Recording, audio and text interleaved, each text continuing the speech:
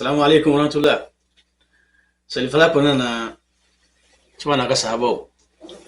Gamna kuma chuma sama mika ale Usman bin Mazun. Usman bin Mazun ale na muso Khawlat bint Hakim ule Islam ya follow ye munu duna Islamela. Uye senge bela jile ku Islamaya demena chiba demena. Alakala ukala Qur'ana na ani hikma.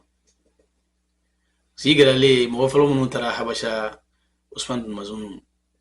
alek mulula. Chiba ale deke unyama ya utatu. Uma uyame ko magambe Islamera minge nu usera kana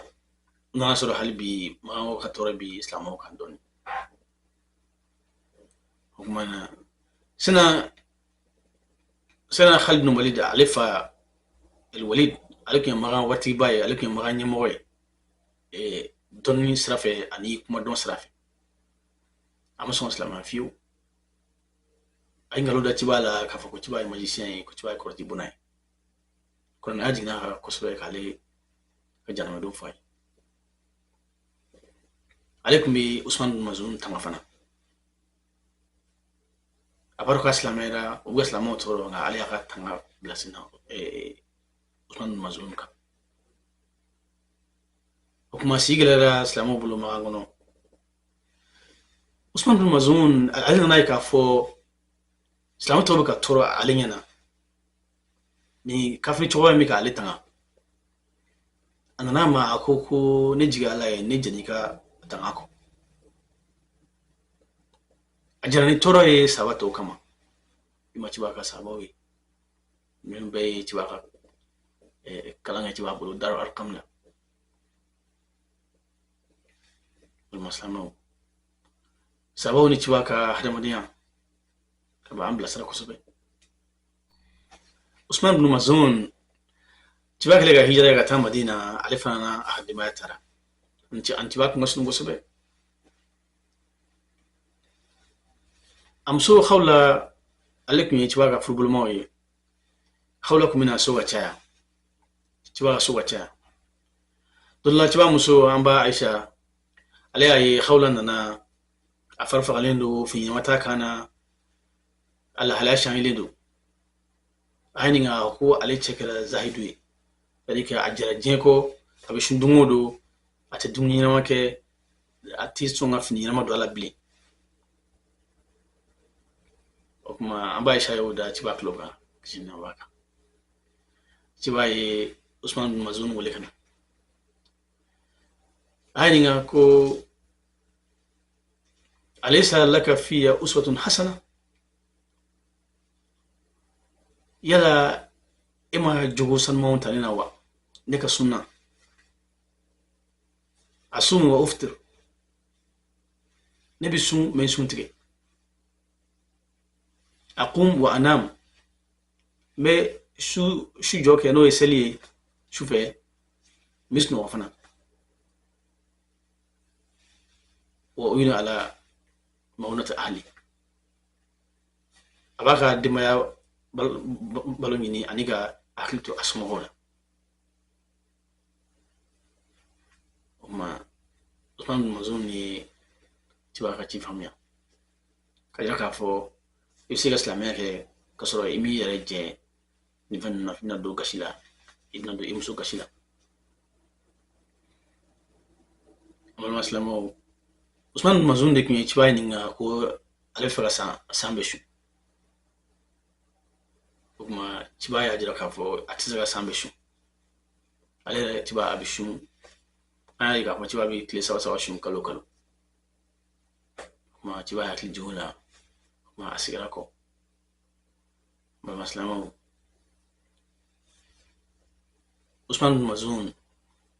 alin chiwa kuma sunu kusabe alake alina na bana Madina si konna alina na fatu sa flo min fatu Madina si konna na okra Usman bin Mazun alaka kishina ba ka kashira kusabe anana Usman bin Mazun afatu rati wa rebulu ani bole ala ka jɛma ma ala kɛra ye a ten sumbu karamɔgɔ y'a jira k'a fɔ ko ka su sumbu a ten na n'a fatura o yera o de la o kuma ciba kisina b'a kan a kasira kosɛbɛ a ye promesse ta ko a bɛ Usman Mazun don a yɛrɛ balimaw bi don yɔrɔ min na wa n'a sɔngɔ fɛn fatura u bɛɛ lajɛlen su bi don o yɔrɔ kelen na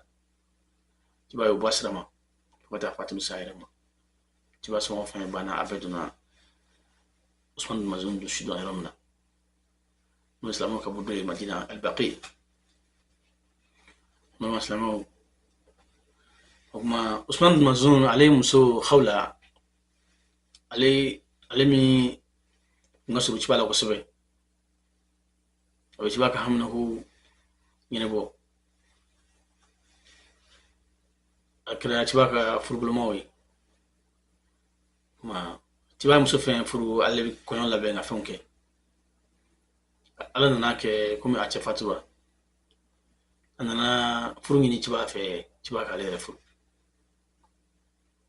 walima silamɛw ala y'a kɛ ciba ma sɔn ka furu ciba ka hakilimaya min kama ciba yɛrɛ de b'o dɔn kisi ni nɛɛma kan kuranaya jiginna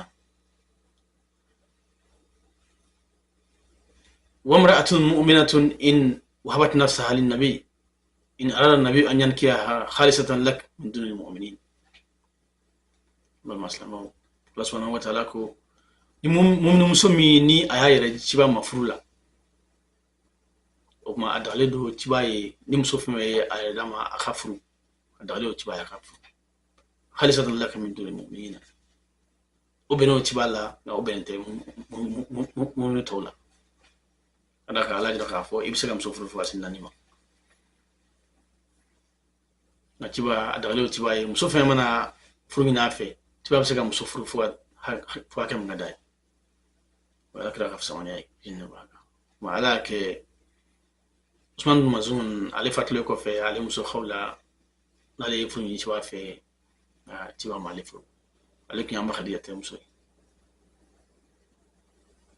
nka ala y'a bonya kuranaya jiginna a ka ɲininkali sababuya la wamra'atun mu'mina ala jira k'a fɔ mu'minu muso don ciba ka sahaba balo kuma nin ye Usman Mazun ka sira ye ciba ka sahaba fɔlɔ minnu donna silamɛya la ale kɛra sahaba fɔlɔ ye min fatura kabini ciba yɛlɛmana Madina ala ka jɛma ma jinɛ ciba kan. Assalamu alaikum warahmatullahi